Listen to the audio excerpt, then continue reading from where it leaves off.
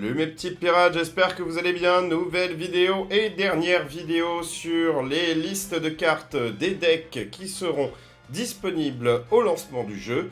Et petit spoiler, ils sont d'ores et déjà disponibles chez moi, ça y est, je les ai reçus, les cartes venant du Japon, donc je suis vraiment pressé de les ouvrir. Je pense que je commencerai à faire des ouvertures dès demain, hein. Je vous ferai 4 petites vidéos du coup, une pour chaque deck, histoire qu'on s'en mette plein les mirettes. Vous l'aurez remarqué, vous voyez toujours pas ma tête, je suis toujours malade à en crever, donc je vais éviter de vous faire subir ce supplice.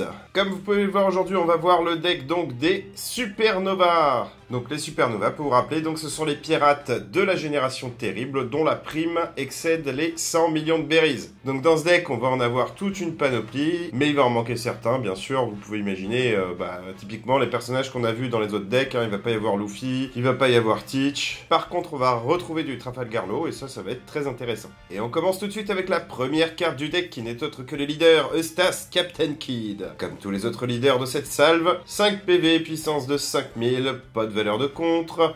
Il fait partie des Supernova et de l'équipage de Kidd, bien sûr. Et lui, alors, il a une activation principale tout à fait particulière, vraiment très intéressante, je trouve. Activation principale une fois par tour pour 3 cartes d'on.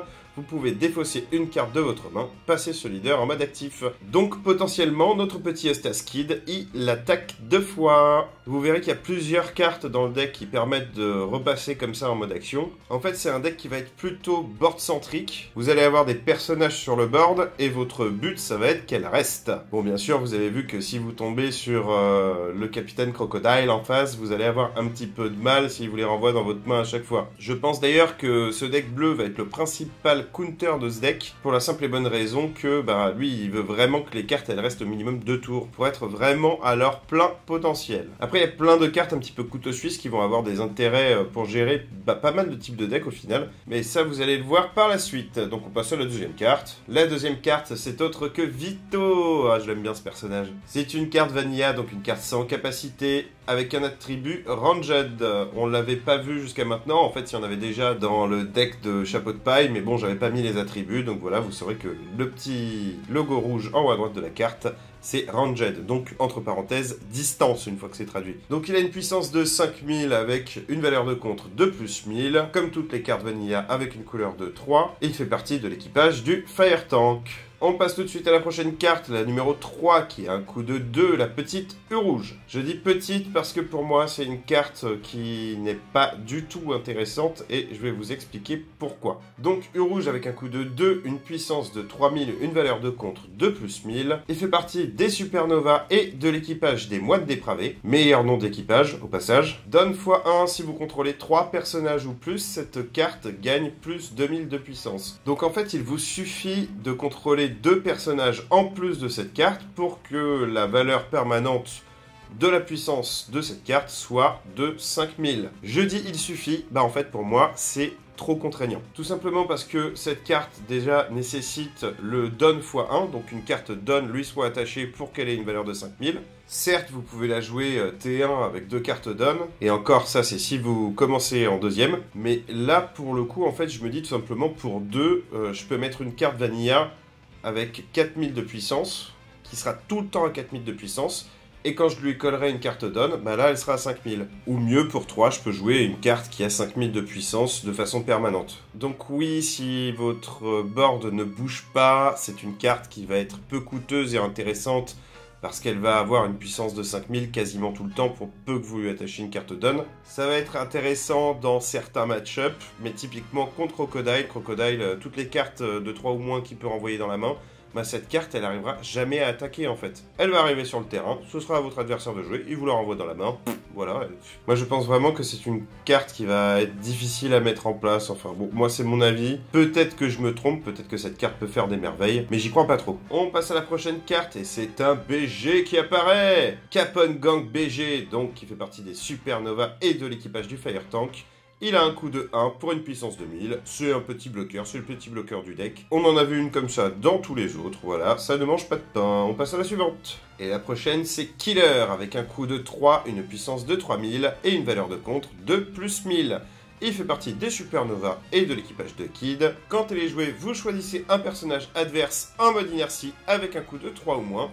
et vous le mettez KO. C'est très fort, c'est très fort. Pour un coup de 3, vous mettez une 3000 sur le board. Dans la main, elle a une valeur de compte de plus 1000, donc une carte qui ne sera jamais morte. Et des cartes à 3 ou moins en inertie, vous en aurez quasiment tout le temps sur le board adverse. En plus de ça, elle a une capacité trigger très intéressante. Vous jouez la carte gratuitement. Ça, c'est les cartes anti-aggro que j'aime. Voilà, je pense que c'est à mettre à x4 dans un deck comme ça, c'est vraiment pas idiot. Au pire, si votre adversaire joue que des cartes avec un coût très élevé, bah, ce sera une carte à défausser de votre main pour redresser votre leader. Voilà, je trouve cette carte vraiment nickel. On passe maintenant à Kobe, valeur de 4, puissance 6000. Et là, moi, quand je vois toutes les cartes dans les decks qui peuvent gérer des cartes de 3 ou moins, bah, je me dis que vraiment les cartes Vanilla A4, c'est le spot en fait, hein, c'est le spot. Vous pourrez apprécier le full art sur cette carte Vanilla, voilà, il n'y a pas de carré en bas. Je pense que les cartes Vanilla, il faudrait qu'elles soient toutes comme ça en fait. Franchement, elle est pas mal du tout, j'adore le design de cette carte. Simple, efficace. Donc, carte Vanilla avec un coût de 4, une puissance de 6000, une valeur de contre de plus 1000, et c'est une carte de la marine. La prochaine carte, c'est Jewelry Bonnie. Coût de 1, puissance de 1000. Une valeur de contre de plus 1000, elle fait partie de l'équipage de Bonnie, forcément. Et attention là, parce qu'on a un gros texte. Activation principale pour 1, passer cette carte en mode inertie. Et regardez jusqu'à 5 cartes, et le jusqu'à est important, jusqu'à 5 cartes du dessus de votre deck. Révélez une carte de type Supernova et ajoutez-la à votre main. Puis placez le reste des cartes en dessous de votre deck dans l'ordre de votre choix. Le jusqu'à 5 cartes, c'est important parce que en fait, si au bout de 2 cartes, on trouve la carte qu'on avait envie de chercher, eh ben, on va pas remettre 800 cartes, enfin 800 cartes, non j'exagère, on va pas remettre 5 cartes en dessous de notre deck en fait, voilà. Ça nous donne l'opportunité de regarder les cartes qui viennent après et de pas mettre des cartes qui pourraient nous intéresser au fond de notre deck. 5 cartes sur 40, bah c'est un très bon ratio. Vous avez quand même pas mal de chances de tomber sur la carte que vous voulez piocher, surtout si vous l'avez mise en x4 dans votre deck. En plus, si votre adversaire ne peut pas gérer de cartes, bah ça c'est un effet que vous pourrez faire une fois par tour. Et franchement, ça rend cette carte super intéressante. Vous la jouez pour 1, après à chaque tour, pour 1, vous faites une recherche, vous regardez les 5 cartes du dessus de votre deck, vous choisissez un peu ce que vous voulez jouer. Pour moi, cette carte, elle est excellente. C'est un tuto, ni plus ni moins. Et Dieu sait que dans les decks à archétypes, des tutos, on en veut toujours. Prochaine carte, c'est la carte numéro 8, Scratchman Apo. Apo ou Apu, vous dites comme vous voulez. Pour un coût de 2, une puissance de 3000 et une valeur de contre de 2000, donc une carte très intéressante. Il fait partie des Supernova de l'équipage du ONR, donne x1, donc bien sûr il faut qu'une carte donne soit attachée à ce personnage. Quand cette carte attaque, vous passez une carte donne de votre adversaire en mode inertie. Et ça, moi, ce genre de carte, j'adore. Donc si vous avez attaché une carte donne à cette carte, elle attaque à 4000. Ça peut être suffisant pour gérer des cartes de l'adversaire. Vous pouvez la booster un peu plus si vous avez besoin de taper le leader ou si vous avez besoin de taper une carte un petit peu plus puissante. Mais ce truc-là, quand attaque, vous passez une carte donne de votre adversaire en mode inertie. Ça va être super fort parce qu'en fait, votre adversaire ne va pas pouvoir jouer de cartes contre depuis sa main. Je parle bien sûr des cartes contre qui nécessitent d'avoir un coup en donne, un coup en carte donne. On en a vu dans la vidéo sur le deck des 7 grands corsaires, et vous verrez, on en verra d'autres dans ce deck-là. Forcément, il n'y en a pas quand on va jouer contre le deck de l'équipage de Chapeau de Paille, mais elle a une valeur de contre de plus 2000, donc ça rend quand même cette carte ultra OP. Je vois pas un monde où cette carte on la met pas en x4 dans le deck. Et nous voilà de retour avec Trifouillis, Trafalgar Law, avec un coût de 5, une puissance de 6000, une valeur de contre de plus 1000. Il fait partie des Supernova et de l'équipage du Hurt. Quand cette carte est jouée, vous placez l'un de vos personnages de type Supernova ou de type équipage du Hurt avec un coût de 5 ou moins en mode actif. Et là vous vous dites, bah c'est balèze, et je suis d'accord avec vous, c'est ultra puissant. Quand cette carte arrive, vous pouvez remettre une carte en mode actif et retaper avec. Même si celle-ci, elle pourra pas forcément attaquer puisqu'elle n'a pas rué, bah vous pouvez par exemple choisir Apo, qui va re-attaquer et remettre une carte en inertie dans les cartes down de notre adversaire. Mais on va faire encore plus de magie avec la prochaine carte, et là, tenez-vous bien, combo. Prochaine carte, c'est Basil Hawkins, donc un coup de 5, donc qui synergise très bien avec le Trafalgar Law qu'on vient de voir juste avant. Donc, puissance de 6000. Elle n'a pas de valeur de contre, mais son effet est quand même ultra broken. Il fait partie des Supernova et de l'équipage de Hawkins. Donne x1, donc si une carte donne est attachée à cette carte. Une fois par tour, si ce personnage combat un personnage de votre adversaire, placez cette carte en mode actif. Et là, ça y est, vous voyez le combo. Cette carte est sur le terrain depuis un tour, donc elle peut attaquer. Vous lui attachez une carte Donne. Elle a une puissance de 7000. Vous attaquez avec. Vous la remettez en mode actif. Vous pouvez réattaquer directement après avec. Et là, si ça suffisait pas, vous jouez Trafalgar Law, qui la redresse et qui vous permet d'attaquer une 3e fois avec cette carte. C'est juste complètement marbré. Un conseil, si votre adversaire pose cette carte sur le terrain, commencez à vous méfier. Si vous avez un petit Don Quichotte pour le renvoyer dans la main, n'hésitez pas une seule seconde, sinon vous allez souffrir. Donc elle a la possibilité, je répète, d'attaquer un personnage, puis une seconde fois un personnage ou le leader, puis si vous jouez Trafalgar Law, de réattaquer soit un personnage, soit un leader. Cette carte, combinée avec le Trafalgar Law, c'est juste clutch. On passe à la prochaine carte, la carte Hit. Donc c'est une carte sans capacité, un coup de 2, une puissance de 4000, une valeur de contre de plus 1000, et elle fait partie de l'équipage de Kid. Elle n'est pas en full art, on a un carré tout vide en bas de la carte, c'est trop dommage. Allez, on passe à la suivante. Et elle a une full art, elle est respectée. Je pense que l'équipage du Hurt est respecté. Donc Bippo, coup de 1, puissance de 3000, valeur de compte de plus 1000. Il fait partie des Minx et de l'équipage du Hurt. Et la prochaine carte, c'est la carte A7. Donc vous l'aurez deviné, la carte A7, c'est un petit peu la carte à chaque fois broken du deck. Et cette fois-ci, donc, on retrouve le Captain Kid avec une puissance de 7000. Pas de valeur de contre. Il fait partie des Supernova et de l'équipage de Kid. Alors, c'est un bloqueur à 7000. Plutôt balèze, mais s'il est attaché d'une carte Donne, à la fin de votre tour, vous passez ce personnage en mode actif. Donc en gros, vous pouvez taper avec lui, à la fin du tour, vous le redressez et il pourra bloquer pendant le tour de l'adversaire. Ce genre de cartes, je les adore. C'est vrai qu'elle vaut cher, mais bon, faut bien vous dire que le tour où elle est posée, vous avez la possibilité de tempo le tour d'après avec un blocage à 7000. C'est pas dégueu. Après, je sais pas vraiment quel est le ratio de cette carte à mettre dans le deck. Peut-être que c'est pas le genre de carte que je mettrais en x4, hein, même si, avouons-le, elle est magnifique. Et maintenant, dernière carte personnage du deck, X-Drake, coup de 4, puissance de 5000, valeur de contre de plus 1000, il fait partie de la marine, des Supernova et de l'équipage de Drake. Donne x1, pendant votre tour, si ce personnage est en mode inertie, vos personnages et leaders du type Supernova ou Navy gagnent une puissance de plus 1000.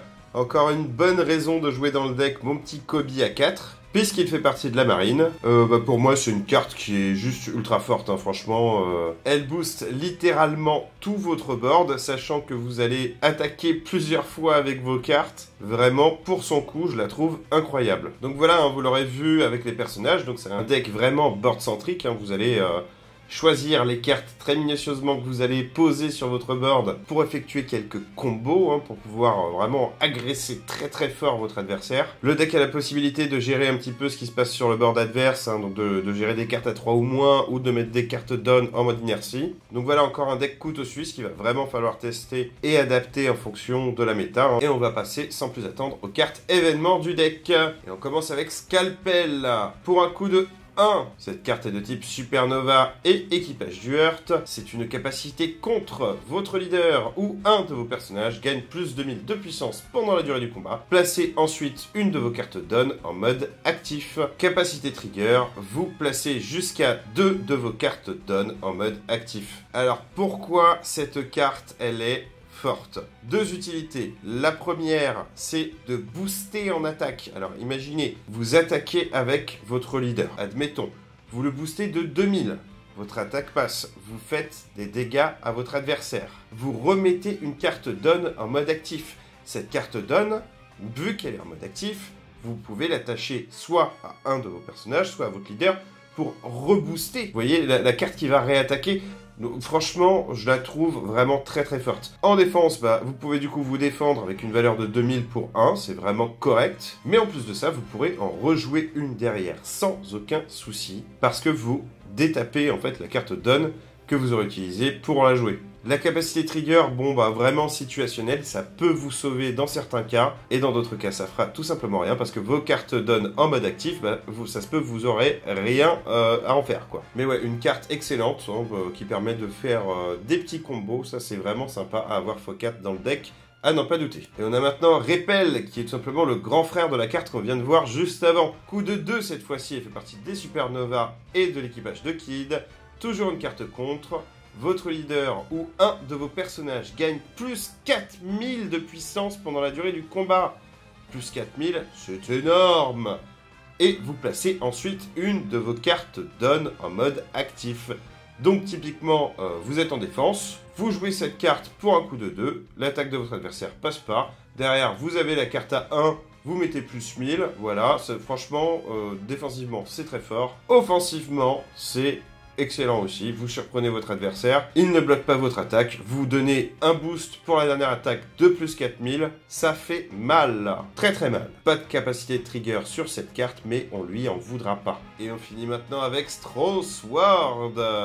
Coup de 2, Supernova, équipage de Hawkins, activation principale, placer un personnage adverse en mode inertie. Et ensuite, capacité trigger, jouer une carte de type Supernova avec un coût de 2 ou moins depuis votre main. Alors, je suis ultra mitigé sur cette carte. L'activation principale de placer un personnage adverse en mode inertie, c'est bien sûr extrêmement fort. Tout simplement parce qu'il n'y a pas de limite de coût sur le personnage adverse qu'on doit mettre en mode inertie. Typiquement, si vous ciblez un bloqueur à 7, ça fonctionne. Le bloqueur il est out. Il ne pourra pas faire sa petite magie pendant le tour. Mais admettons, votre adversaire a mis une carte qui est un petit peu gênante, vous la mettez en mode inertie. Et si la carte est en mode inertie, vous pouvez l'attaquer. Je vous rappelle qu'on ne peut pas attaquer une carte qui n'est pas en mode inertie. Et là par contre, bah voilà, la capacité trigger de cette carte, jouer une carte de type Supernova avec un coût de 2 ou moins depuis votre main, bah c'est assez limité. Hein. Il y a des fois où ça peut marcher, mais je vois pas de monde où on va garder nos cartes à 1 ou 2 dans la main sans les jouer en fait. La petite Bonnie, les petits bloqueurs, franchement c'est les cartes qu'on va avoir tendance à jouer direct. Bon après voilà, hein, si on la récupère dans la main, on est content, on a une activation trigger, pas de souci.